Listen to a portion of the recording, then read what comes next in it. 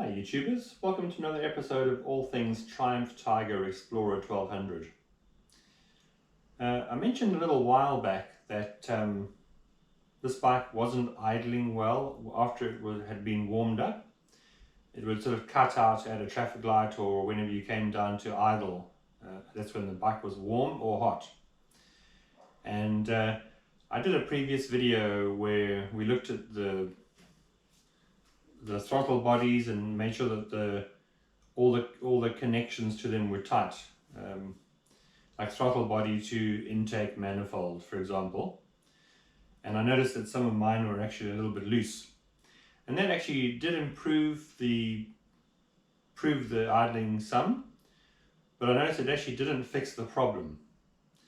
And I've just done a video recently as well where I spoke about replacing the cam chain and the cam chain tensioner, because it had a little bit of cam chain noise on startup for about the first 10 seconds.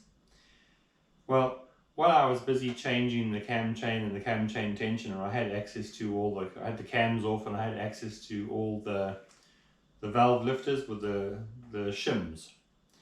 So I did the valve clearances and I noticed that pretty much all the valves were actually too tight, and they needed to be, I needed a shim about 0.05 millimeters thinner for each valve.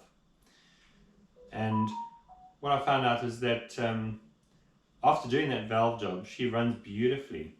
And so it was really the valves were too tight. In other words, the valves were probably being pushed into the cylinder too soon by the cams, which must have affected the compression, and it was particularly noticeable at idling. Yeah, so since the valve clearances were corrected, it's actually idling beautifully. She doesn't cut out at all. So that really is the proper fix.